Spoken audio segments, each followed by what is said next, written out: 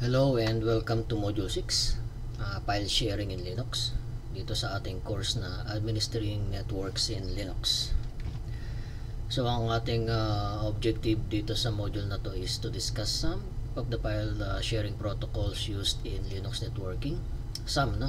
Because napakarami kasi, no, pwedeng gamitin. So yung common, yung mababanggit natin dito, no? So, download, install, configure, and test file sharing in Linux. So, let's talk about yung sabihin natin yung old, no? Old protocol, kung tawagin na file transfer protocol. Still available pa rin, no? Ginagamit for mabilis ang file sharing, no? So, file transfer protocol daw is a standard communication protocol used for transfer of computer files from server to a client, built on client-server model using separate control and data connection between client and the server. Kung maalala ninyo, no, yung port number na ginagamit dito, dalawa eh. Port number 21 for initial connection, no? Tapos for actual file transfer yung 20, ano, yung port number 20. Pero mababasa niyo sa mga libro, no, or mga references, common na ginagamit na port number to associate for the FTP is port 21. User may authenticate, no, with a clear text sign-in protocol. Okay, clear text ibig sabihin hindi siya secure, no? Pwedeng makita using protocol analyzer, no, yung mga password na pinaglalagay natin. So how to install and configure FTP on a Debian server. So yung package na kailangan natin dito ay tinatawag na BSFTPD. Okay, so install muna natin, no, doon sa ating server sa Debian.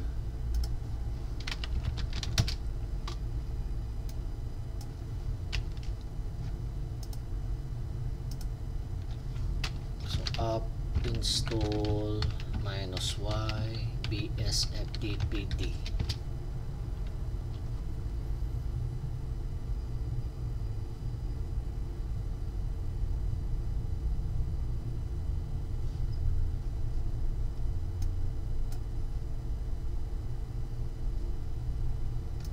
Okay, tapos meron daw po tayong i-edit na rito, no, configuration file called the bsftpd.conf.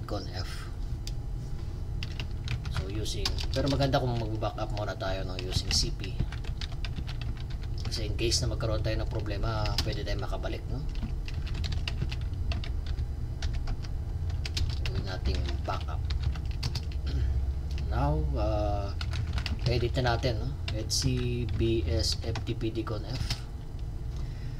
So yung mga parameters na dapat nating sundin ay kagaya niyan, yung listen, no. Listen to IPv for port number 21, no? And then write enable, hanapin natin yung write enable.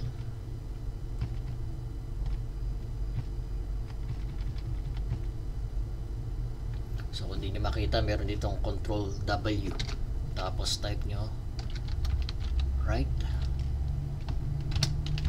enable. So dadalhin tayo nyan sa write enable. Dito pala sa taas, no? Kasi merong parehas eh. Ayan. So write enable, yes, naka comment out siya, no? So tanggalin natin yung comment. Ayan, para mabasa niya yung parameters na yan, no? Tapos meron daw tayong idadagdag na line, no? Pwedeng sa bandang huli na yun ng ating configuration file. Yung user list enable, user list file. Ibig sabihin meron naka-associate dito na file, separate file. Mamaya, ano, gagawa tayo nyan, bsftpd user list, bsftpd user list. Then user list deny no. So tapos ito, no? Kaya lang itong bsftpd.user list file hindi pa created yan, so gagawa tayo niyan sa loob ng etc, no? So using nano etc bsftpd user list. Dito ang ilalagay lang natin yung user account na i-define natin for file sharing. Naisip ko lang si ano csad, no? Csad. Yan. So yan yung gagawin kong user mamaya. Yan yung paglalagyan natin ng mga files, no? For download, upload, no? And then let's create a user since hindi pa siya nag-exist dito sa system natin using user add -m creating a home directory, no? So later if we access using the client, nag-upload download tayo, no? Sa home directory ni csad papasok or kukunin yung file, no?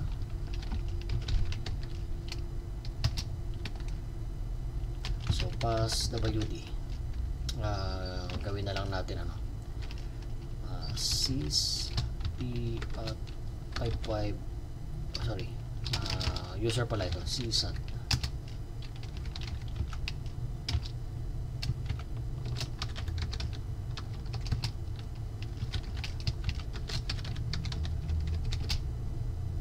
Yan, so meron na akong password for csad, ano? So pwede akong mag-restart muna ng services using systemctl restart bsftpd. Double check natin, no?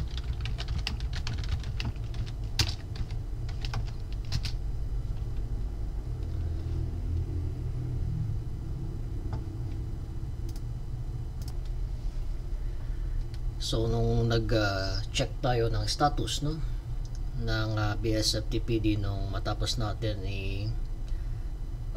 modify yung file, no, ang problema daw ay may error siya, no? Kaya nag-pause ako for a moment and then ang ginawa ko, nag-create ako or kinopy ko yung file tapos dinilit ko lahat ng ano, ng mga nakaset doon at ito lang ang nilagay ko. Yan yung nakikita nyo rito. So to verify, no, bsftpd conf, ibig sabihin yung mga previous na nakaset dito binara ko yun. Siguro yung nag-create ng problem kasi may mga settings doon na mahirap isa-isahin i-comment para lang ma-trace yung problema. So ito na lang nilagay ko. Ayan, yung listen, yes, write enable, yes, and so on, no? So ngayon, kapag chinek natin siya,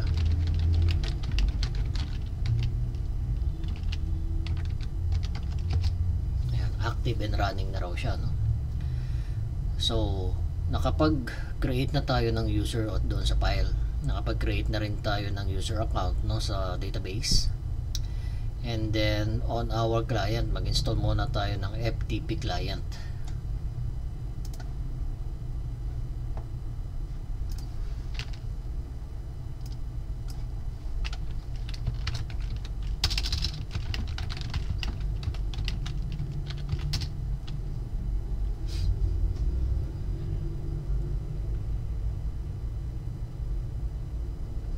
Okay.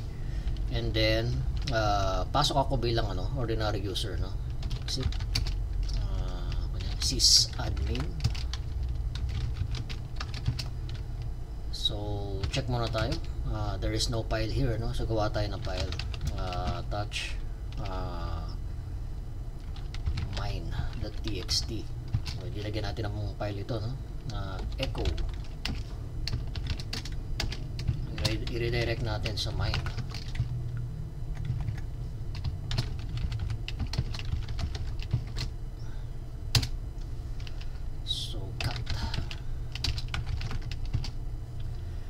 So gagawin natin is FTP and then yung IP address ng server.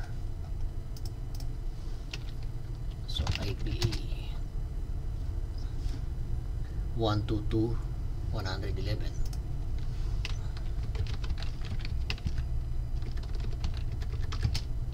So username is sysad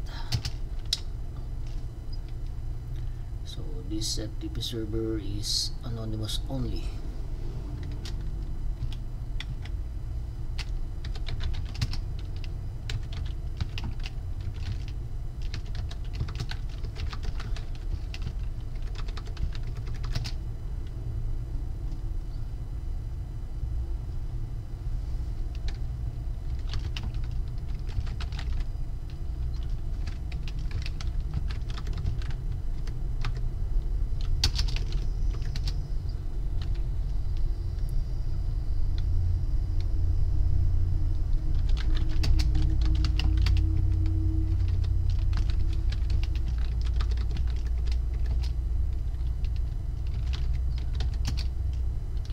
So nagpe-fail siya, no? Siguro dagdag natin dito yung no anonymous, no? So pasok tayo dito sa server.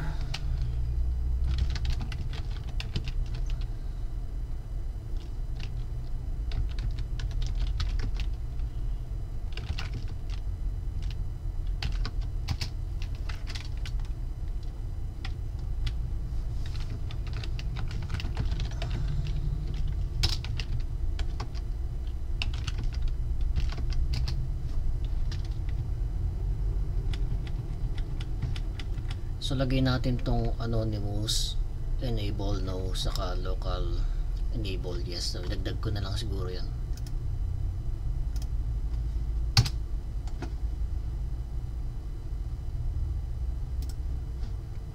So anonymous enable.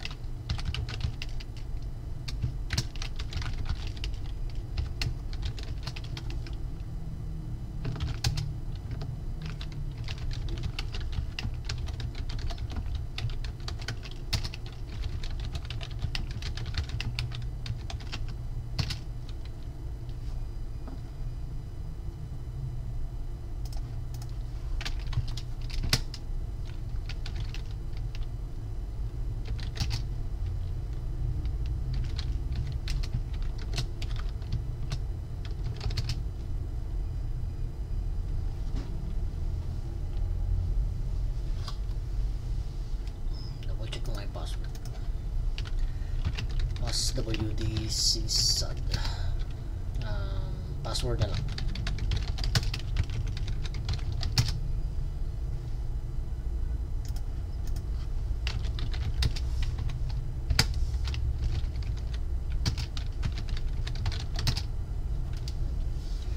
Okay, nakapasok na tayo sa system. Then pwede tayo mag-upload, no?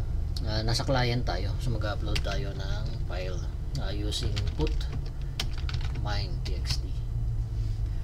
Sabi daw 13 bytes sent, no? Dito on our server, siguro login tayo sysadd, no? Para ma-verify talaga natin na pumasok sa kanya yung file, no? So sysadd password ls and show. So gawa pa tayo ng file for uploading, no?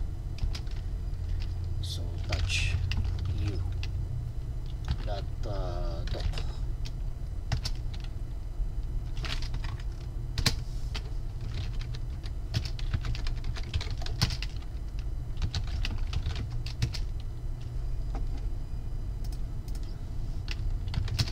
Ayan, dalawa na yung file natin.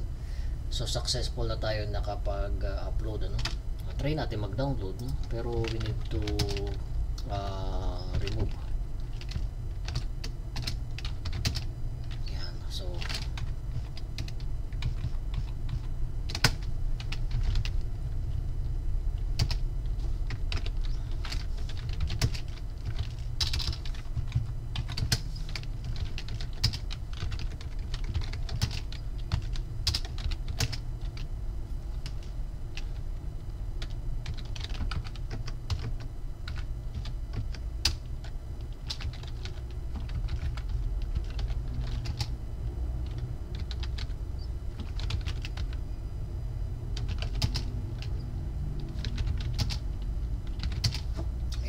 upload download. So dito sa CentOS,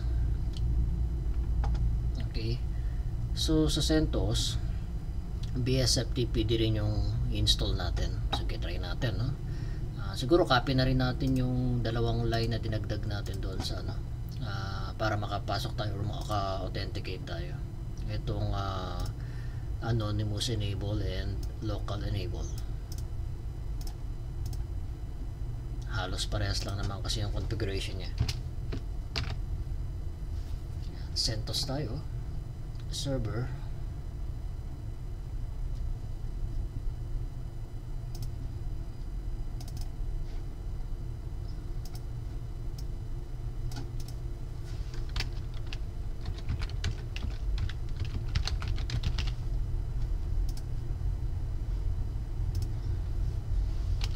BSFTPD.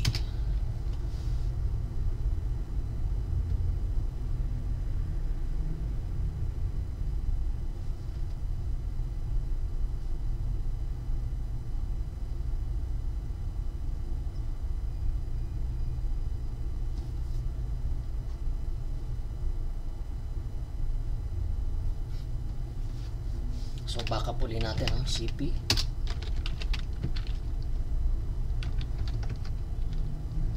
So kung mapapansin nyo rito, iba naman yung kanyang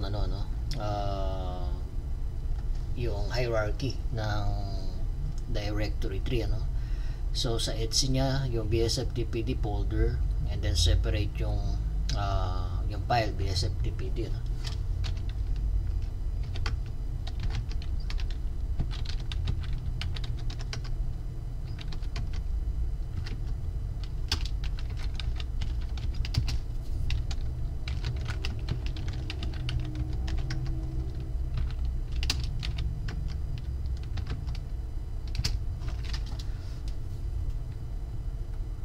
Subukan natin dito kung dito ay pagka minodify lang natin ay kung magra-run na maayos, So anonymous no, local enable yes, right enable yes,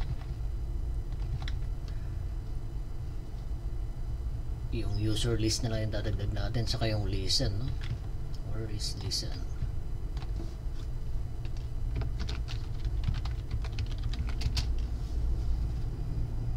Listen yes.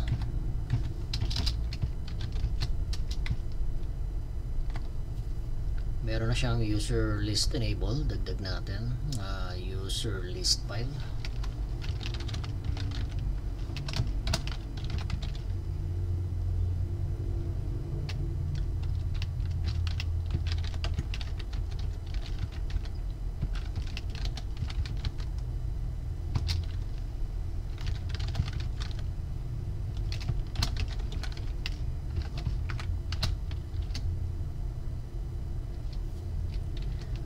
Testingin natin, create tayo ng file, nano, so, nano BSFTPD user list sysadd, then mag-create po tayo ng user account, user add -m sysadd.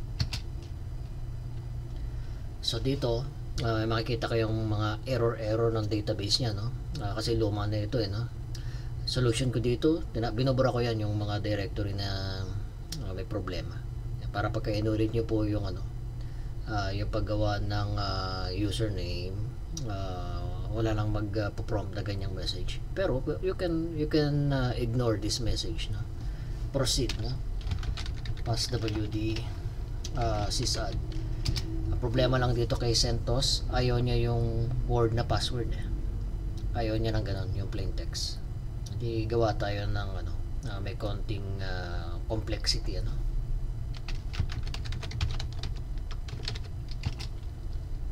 bad password daw kasi password 123 nilagay ko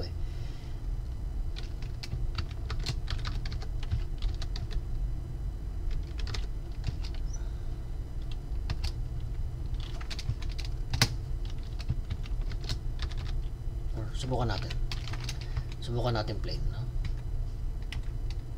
kung papayagan.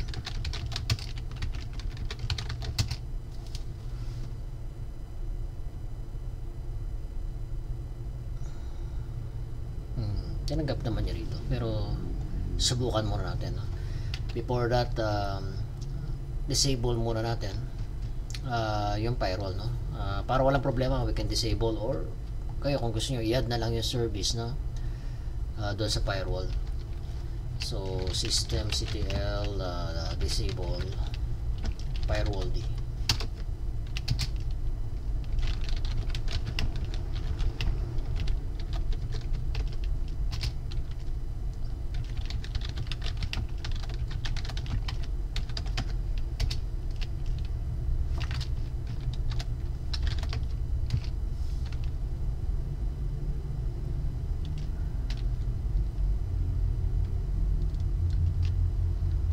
Try natin reboot.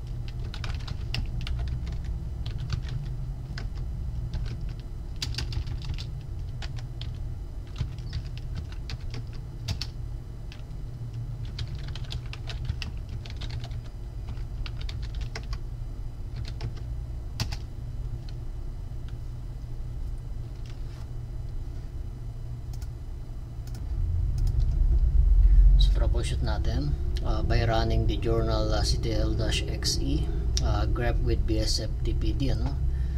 Dito sabi niya meron daw dalawang service na tumatakbo, IPv4 and IPv6. So try natin, modify natin yung file ulit.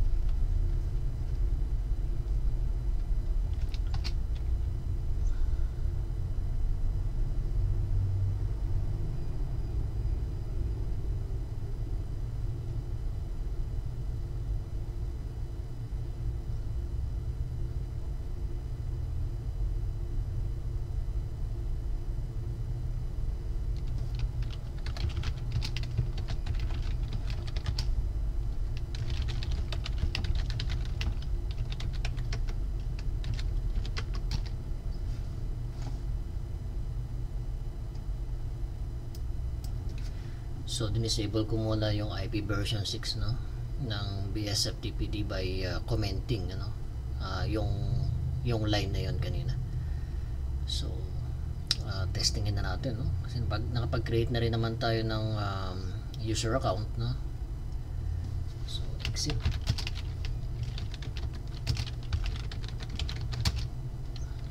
Then CentOS client.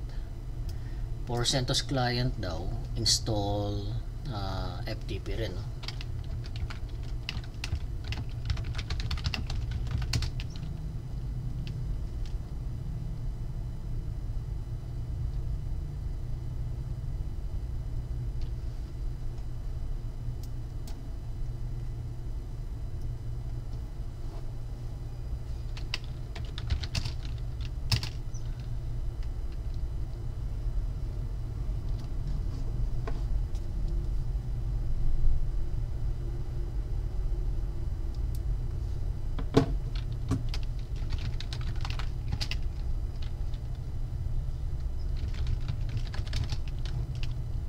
Create tayo ng file.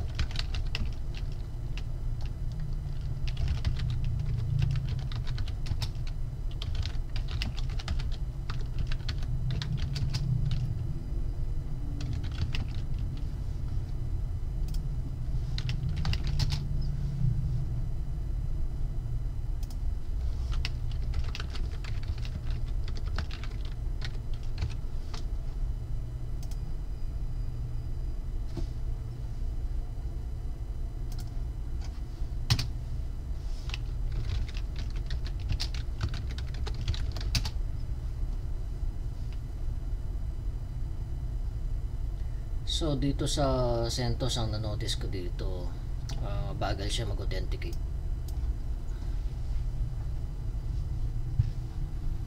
Pero later on makakapasok din ito sa system.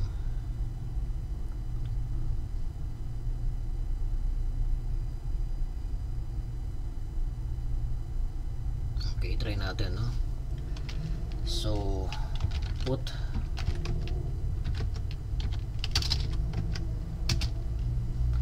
transfer complete. Ayan. So tapos na rin tayo ng CentOS. Then next topic, network file sharing or network file system. So NFS or network file system, no, was designed by the Sun Microsystem, no, as a network file sharing tool for Unix. So originally for Unix operating system. So since ang Linux ay Unix-like, of course many of the tools na naka-install doon sa Unix ay may counterpart sa Linux, no? Tapos same name din, no? Same naming convention. So NFS allows a client to access files, no, shared by the NFS server over the network. A client can locally mount the file system from an NFS server and access the file and directory as though it was local to it. Kung kayo ay familiar sa Windows file sharing, ano, yung SMB, ang feature ng SMB is you can map it as a local drive, di ba, doon sa client, na para pagka nag-reboot ka doon sa client mo, parang nakalagay yung yung storage na naka-mount doon sa client mo. Hindi ka na paulit-ulit na mag-authenticate. So Linux NFS server configuration is handled through a file etc exports, no? The file contains line that begins with a directory to be shared, followed by a list of host name or IP address that may access it, no, with their own inside parentheses. Example daw, no? Kunyari meron daw tayong folder name docs, no, under ng mount share. Tapos ang server daw natin is 172.16.10/24. Tapos yun yung kanyang mga parameters, no, yung read write, yung sync, you know. So read write, grant read and write permission on the directory. Sync keeps any changes uploaded to the shared directory. Tapos no all squash, maps all user ID, group ID from the client request to identical UID and GID residing on the NFS server. Tapos no root squash allows remote root user the same privilege as the local host machine. Very dangerous option, pero madali kasi siyang i-simulate, no? Yan, of course kayo na bahala na paglaruan pa ibang mga options dito sa NFS. So apa ba? Async, no? Ignore synchronization check in favor of increased speed. Read only, grant read-only permission on directory. So sa mga activities natin, ito lang naman gagamitin natin. Ayan, root squash, no root squash, sub3 check specifies that in the case of directory is exported instead of an entire file system, the host should verify the location of files and directories on the host file system. no subtree check. Specify that the host should not check the location of the file being accessed within the host file system. So dito sa ating example, no, ito yung gagawin natin. Siguro unahin muna natin yung yung CentOS, no. Ang kailangan daw natin sa CentOS ay NFS utils. So install muna natin siya.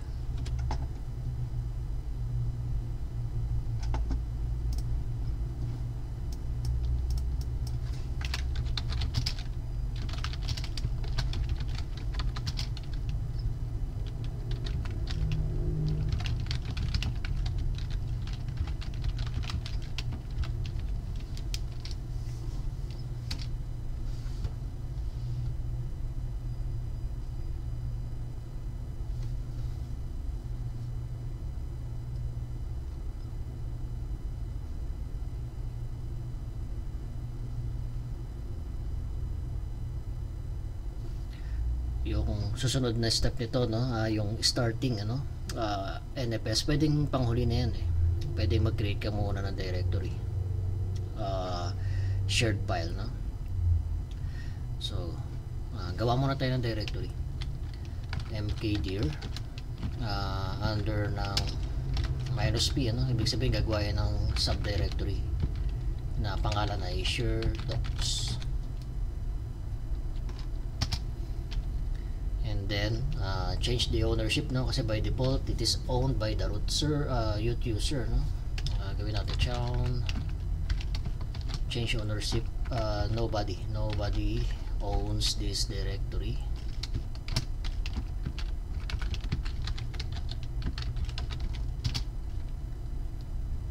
And then lagyan natin siya ng permission, change mode, no.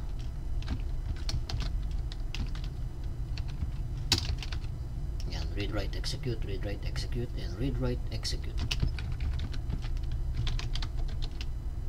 Of course, kayo na bahala maglaro-laro na permission ninyo sa tunay ninyong servers, no? Then modify the etc export to include the following line. Nakikita nyo yung IP address dito ay IP address ng server. Yung IP address nito ilalagay natin. So IPA muna tayo. Ang kanyang IP address ay 147.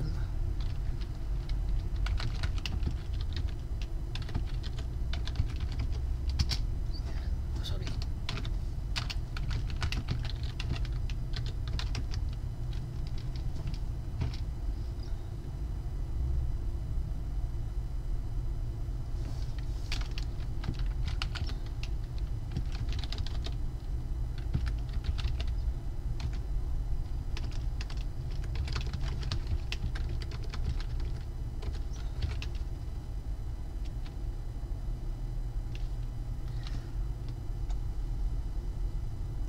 This is the server, I think, no?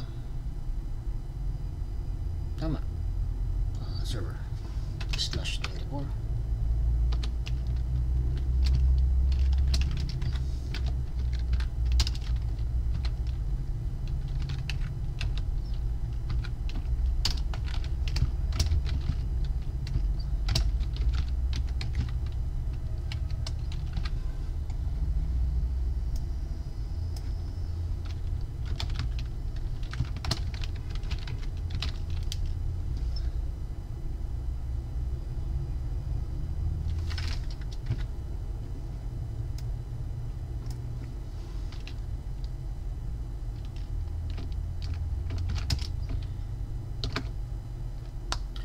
Export the created folder using export fs.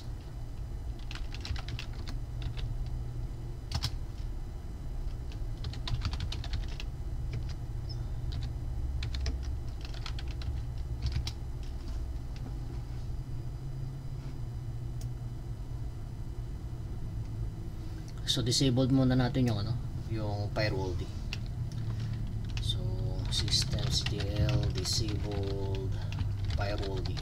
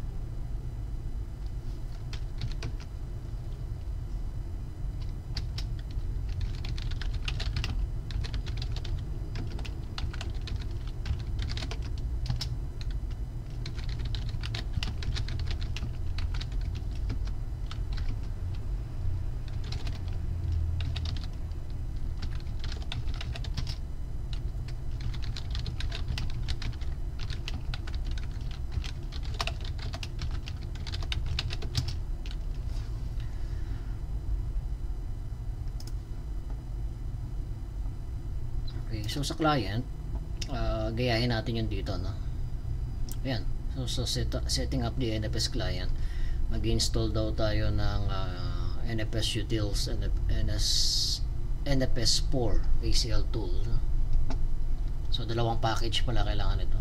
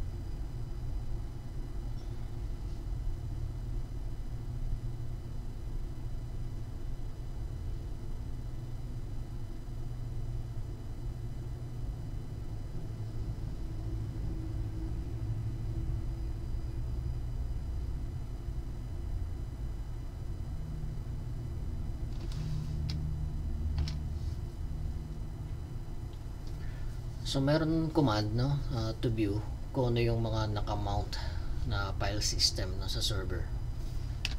Show mount.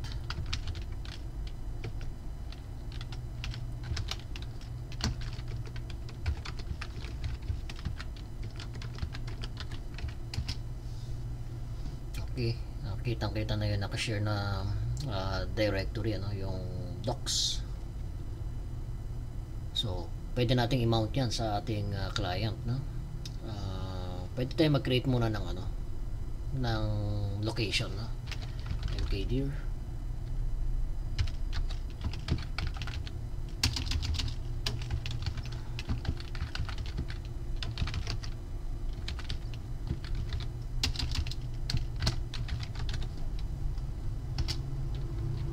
tapos i-mount na natin.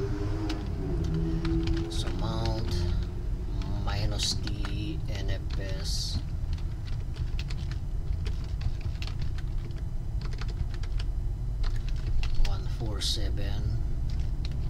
yung location,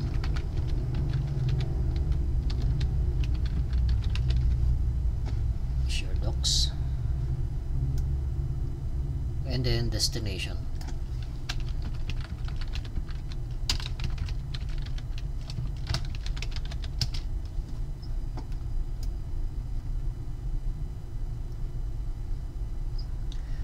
So temporary yan, no? Ibig sabihin kailangan ilagay nyo lagi. So kung gusto nyo by reboot, nandiyan pa rin sa client yan, ano? Nano let's see fs top, and then ilalagay nyo rito yung server IP address,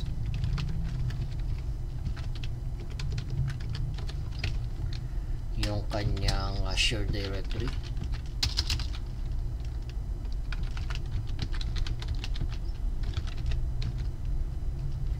at kung saan siya nakamount, no?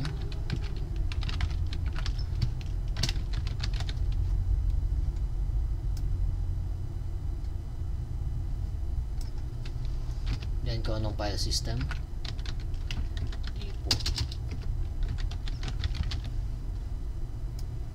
okay. So hindi ko rin maunawaan kung ano yung purpose itong 00, you know? But you can search for your own, no? Kung ano yung purpose ng number na yun.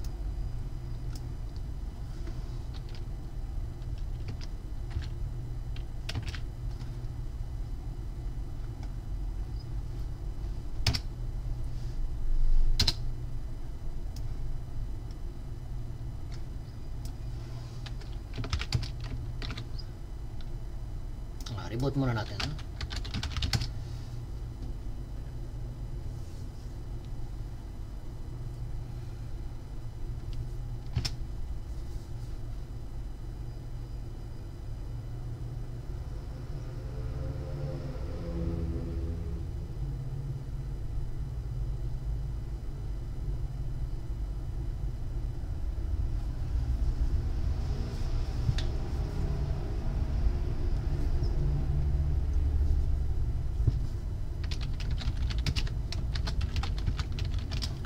So verify daw natin, no, yung mounted share.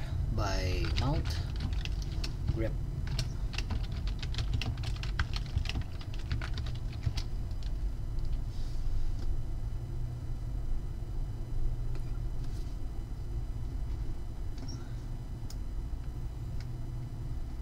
So try kaya natin maglagay ng file, no? So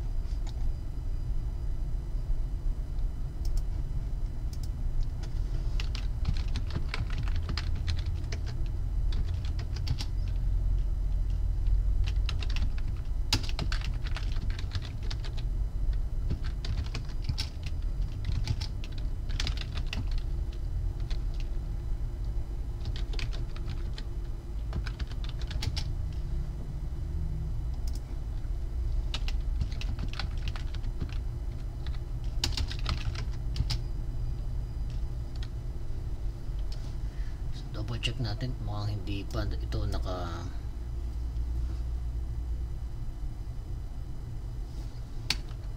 mount, no?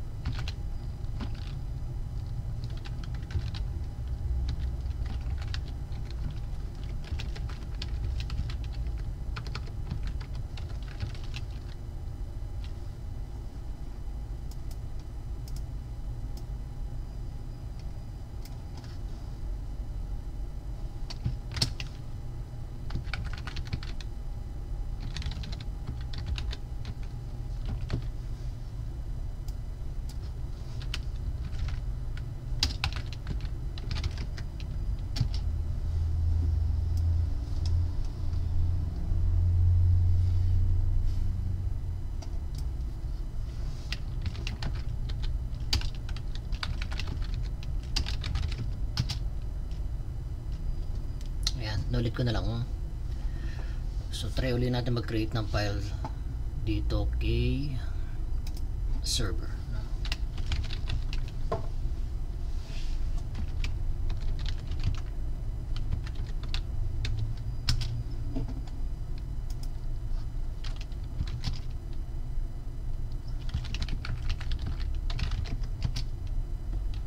Dito kaya, maglagay kaya tayo dito, no? So kunyari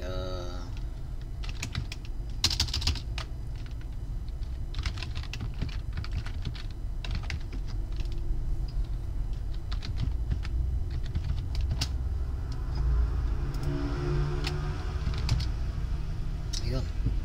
So, synchronize na silang dalawa. Ayan. So, ganyan daw yung NFS, no? Though, NFS, hindi ko masyadong ginagamit yan eh. Ang ginagamit ko talaga for file sharing dito sa Linux is yung Samba. Okay. So, sa Debian, ganito, no? Gagawin na rin natin para meron tayo example for Debian, no? Debian server.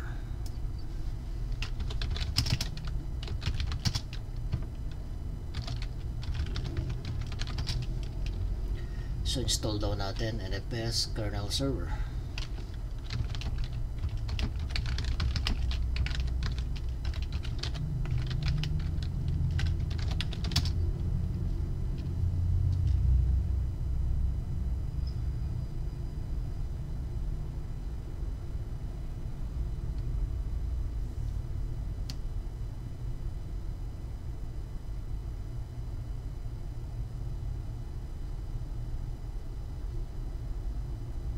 So, verify natin yung service kung nag-run.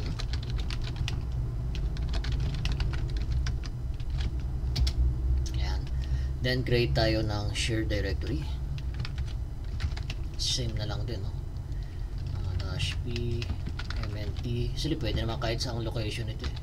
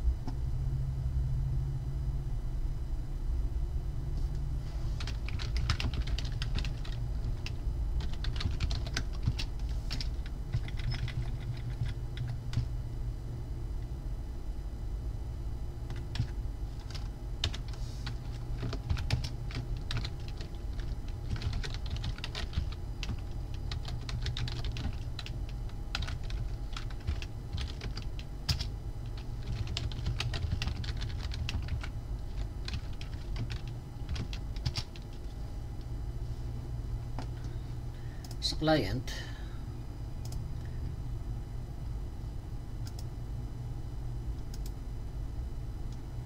so sa client halos pares lang yata ito ng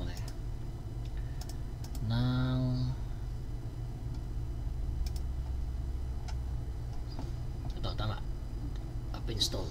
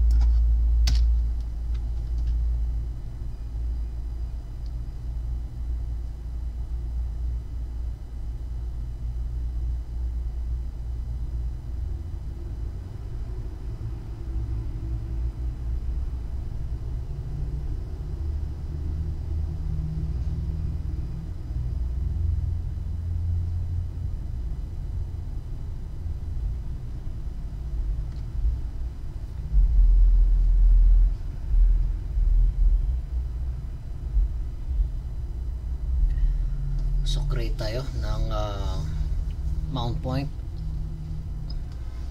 using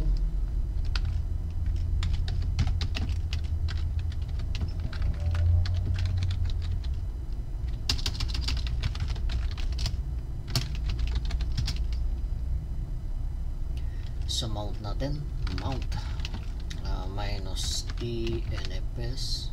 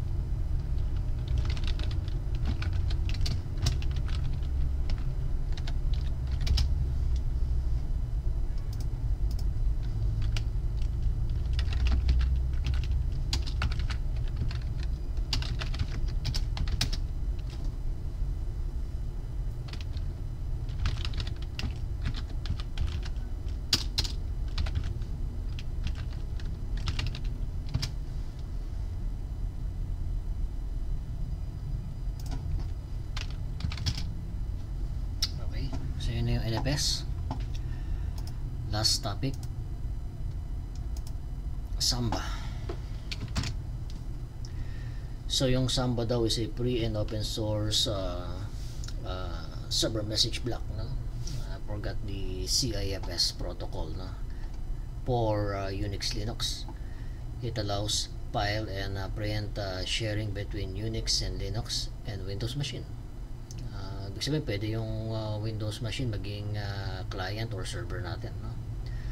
Configuration file located at the Etsy Samba SMBconf with a lot of example and explanation nasa loob daw ng Samba, no? Of course, meron tayong example na rito for configuration, no? Susundan na lang natin. Installing and configuring Debian, no, as Samba server.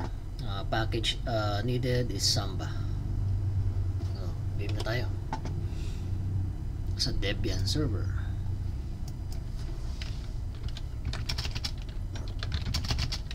And tuloy, you know. Kala nasa Cisco eh. So up, install Samba.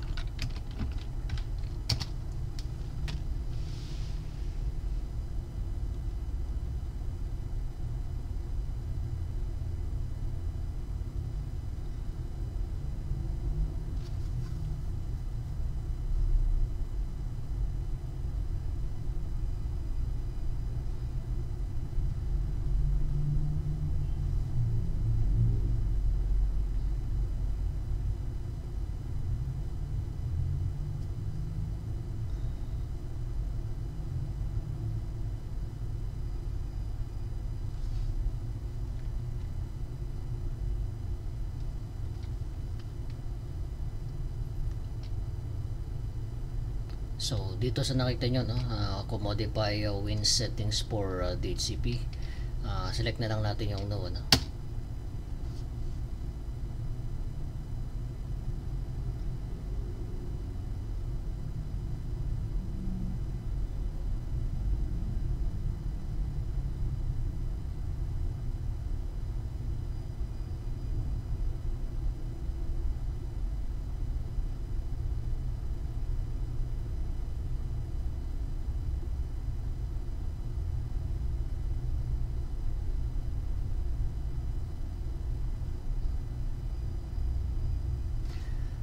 So dito sa susunod na step natin, at pwedeng dito na tayo, no, sa create a directory. Yan. Tapos we can use ano, yung sysad or any other user, no. Siguro yung sysad na lang na nakalagay dito sa ating ano, server para isang user account lang. Pero notice that MNT shared is different from sample natin sa NFS kanina. So mkdir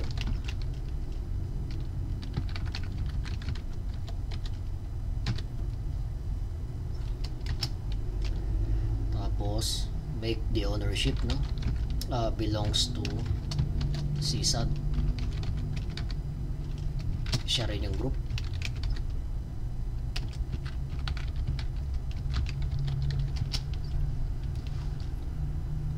Add the current user to Samba.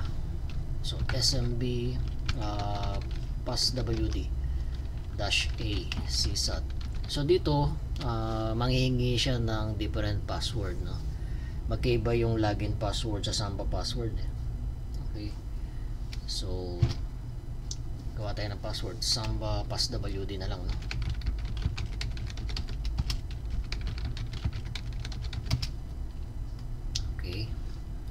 Modify the configuration file.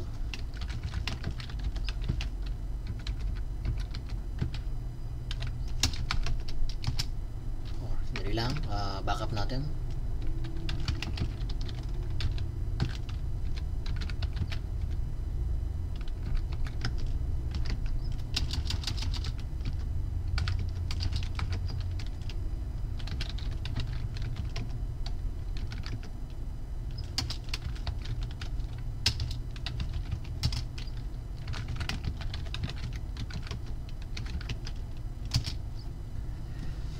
So the following parameters i-enter natin, we can put it dito sa pinaka last line, no?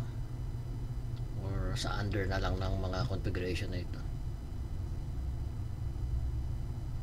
Pero marami example dyan, you can read it, no?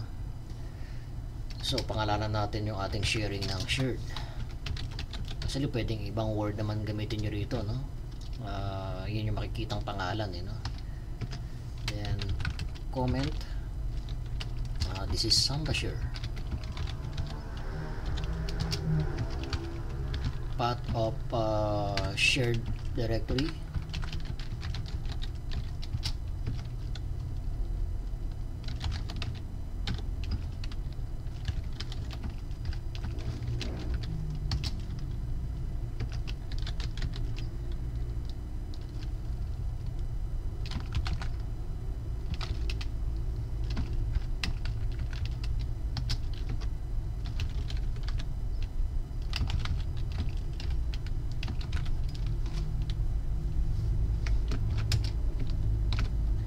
So restart the service.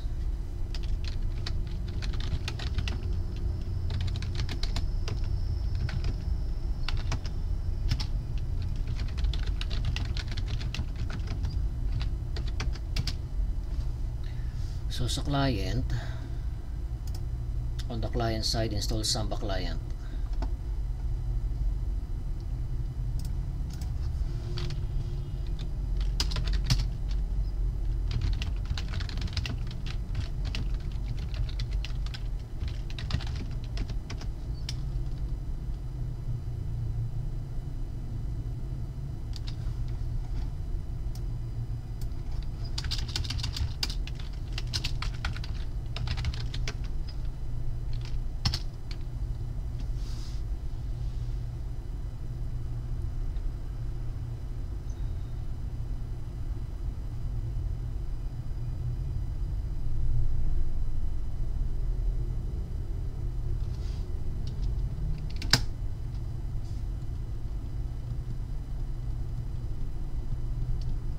So take note na pwede kayong gumawa ng shared directory sa ibang location, ano, instead of home directory ng current user.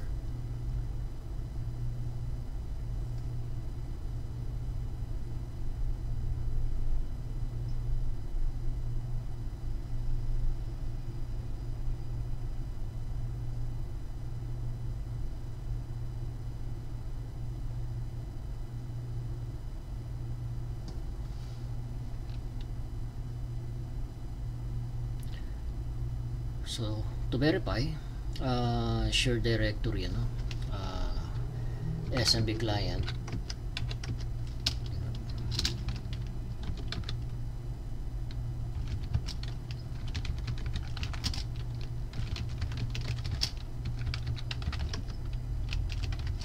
-L, tapos server name, server IP address.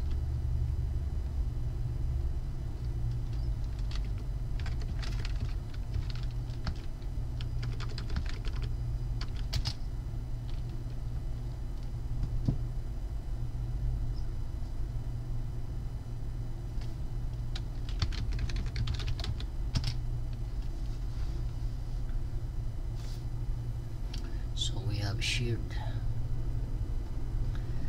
So to access SMB client,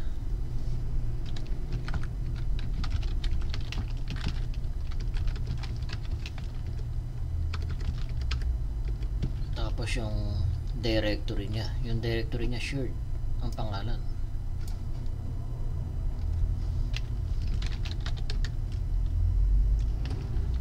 -U for user. Ang user natin ay CSAT, no?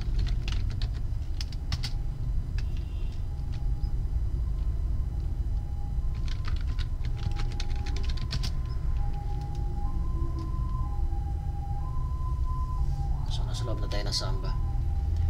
So try ko mag-create ng file doon sa shared directory natin.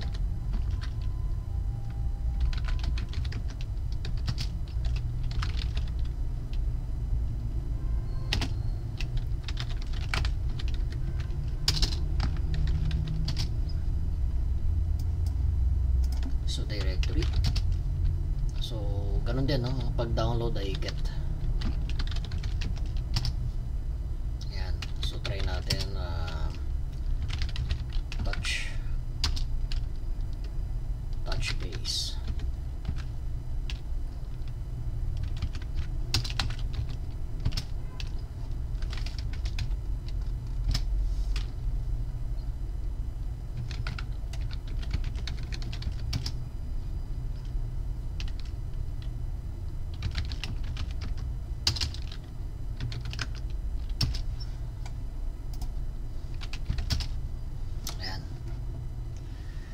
So successful na tayo nakapag-upload download ng files, no, using Samba sa Debian. So dito naman sa CentOS package, no, so Samba, tapos create din tayo ng directory. Pwedeng ilagay na rin natin dito ay MNT sheared, no? Para parehas na lang ng ano, sample.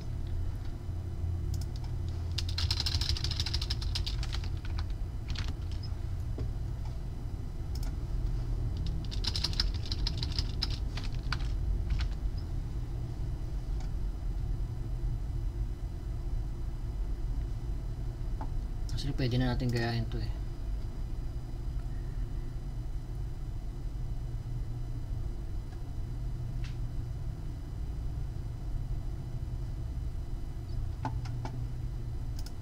Okay.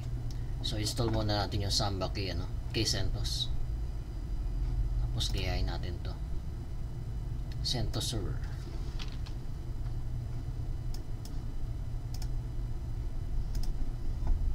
Samba.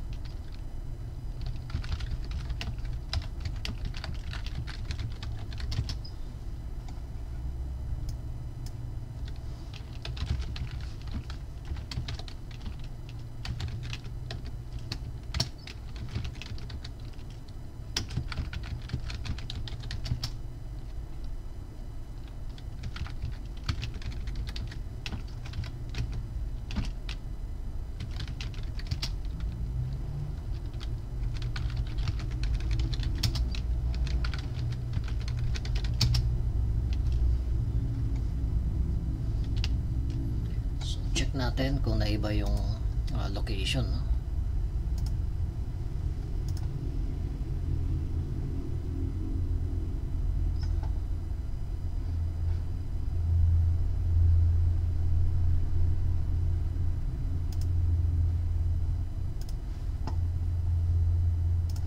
So ls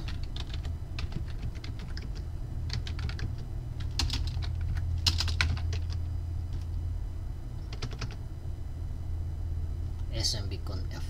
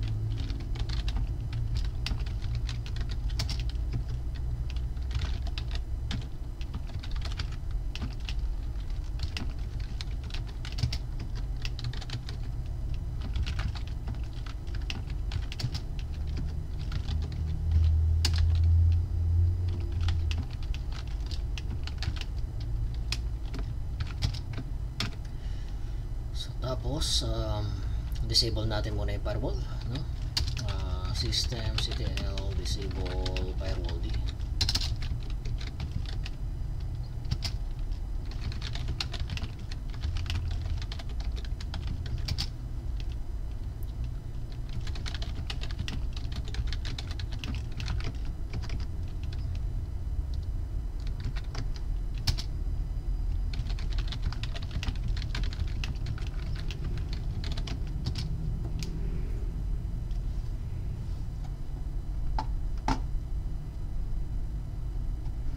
So testingin natin.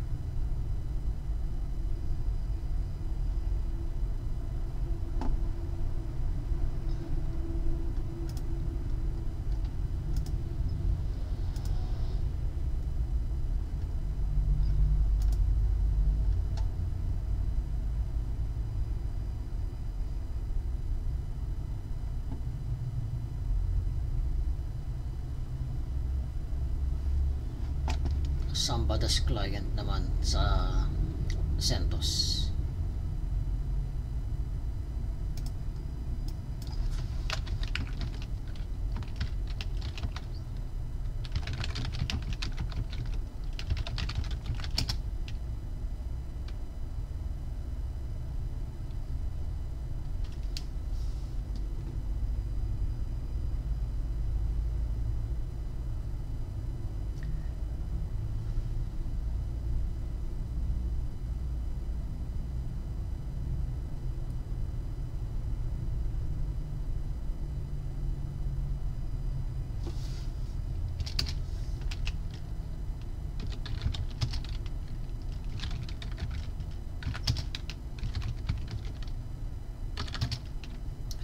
Testingin natin kung makikita natin, no? SMB client-l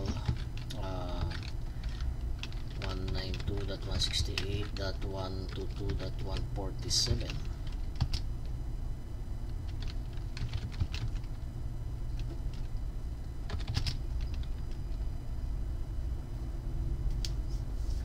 Yun yung shared directory nya. Subukan natin i-access.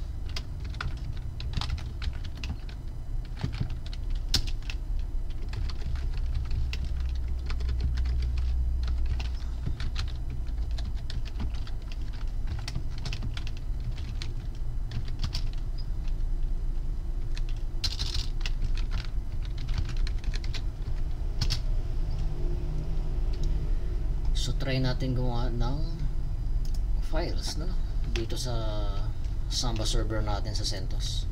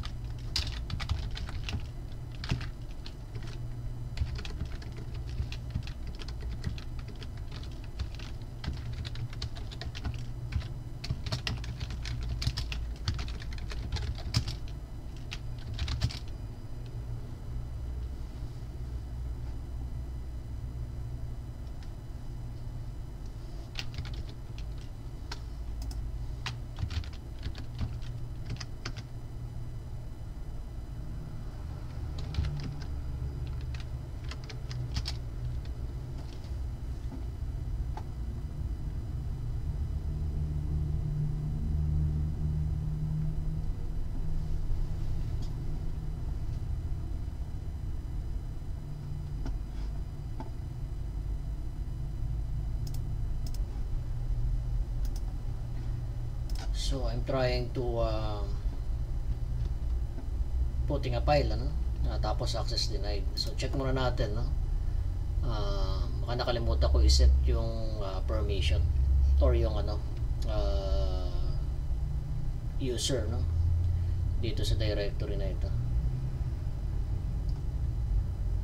So lh -lr.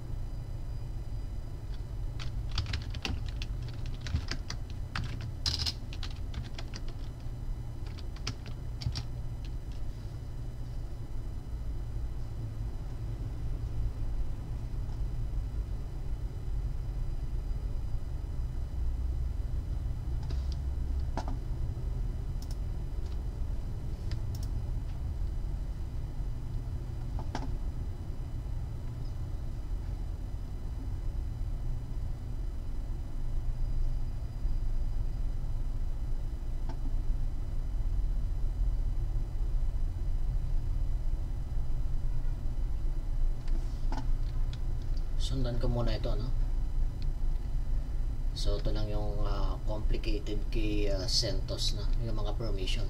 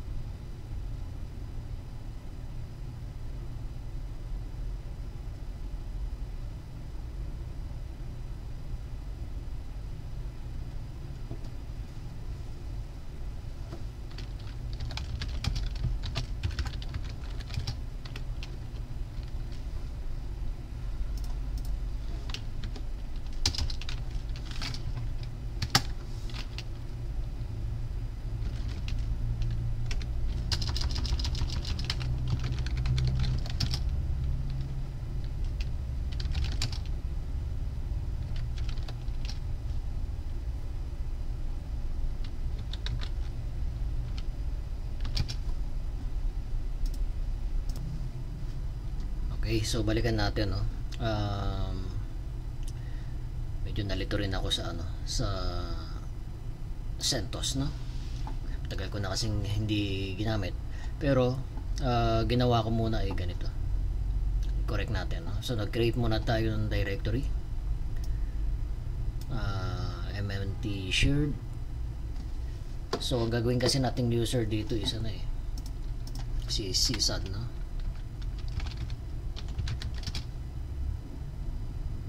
Of course, ang una muna nag-install muna tayo ng Samba package, no? Tapos create a shared directory. So in this case, ang ginamit kong directory MNT shared. Okay. Tapos magde-declare tayo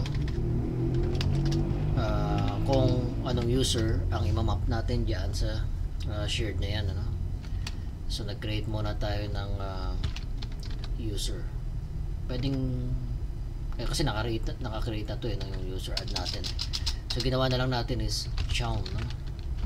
-r sysad. Ito yung ginawa ko kanina. Ayan, sysad sysad. Ayan.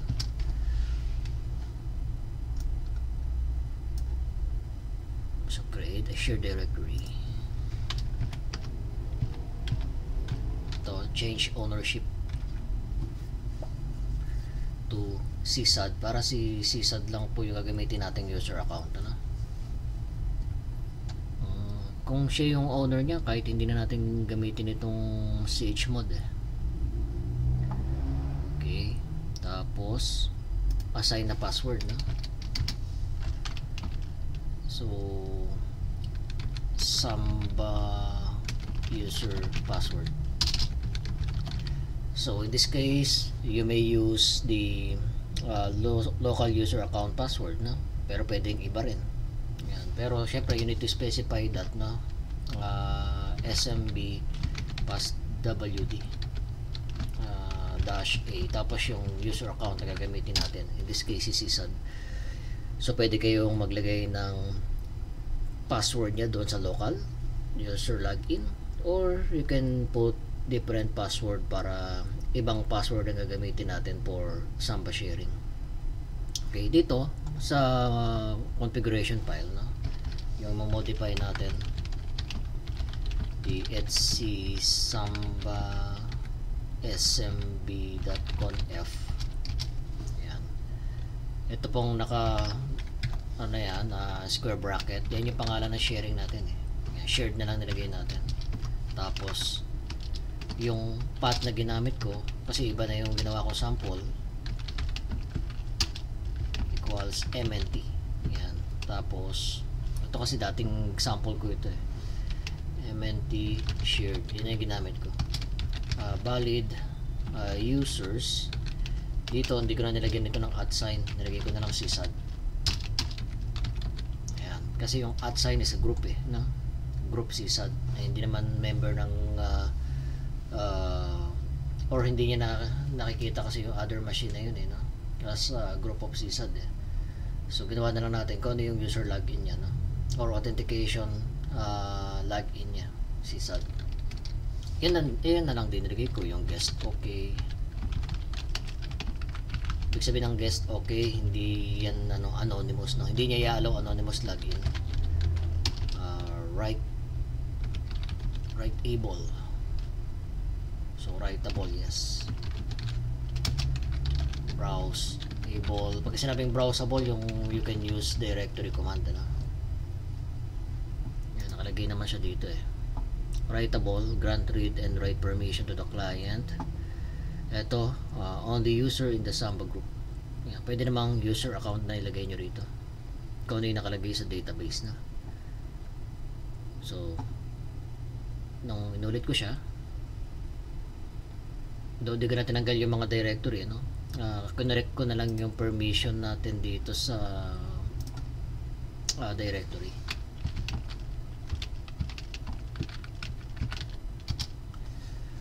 So ginawa kong sysad yung shared. Okay, so tinesting ko ulit dito yon. Tapos nalagay ko password is different from the password ng ano eh.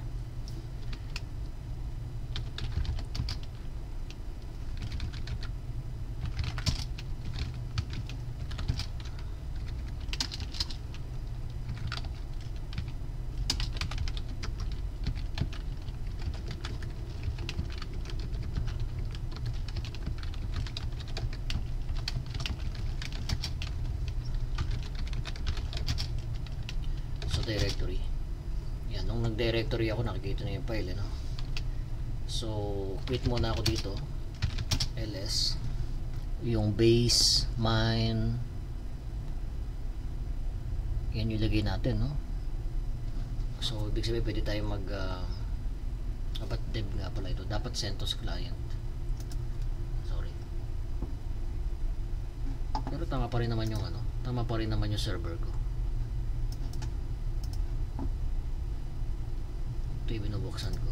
Sent. Sorry.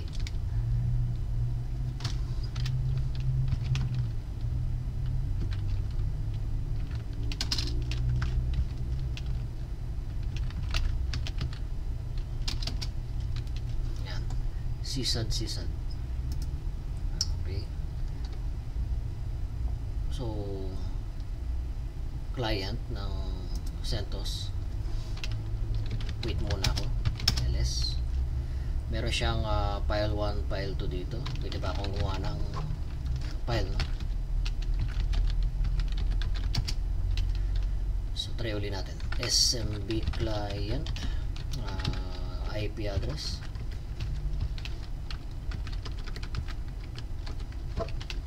shared directory, input the user csub, yung kanyang password, directory command.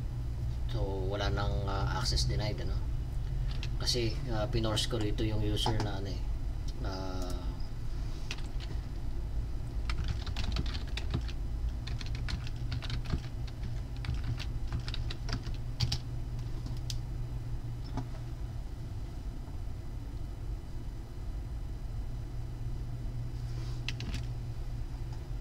ayan, sisad.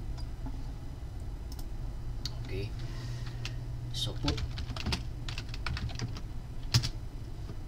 Yan, so tinatanggap niya na yung file. So ls tayo, mnt should.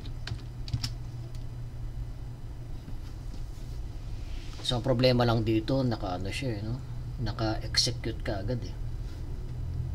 Yan, no? Pagka nag-ls tayo.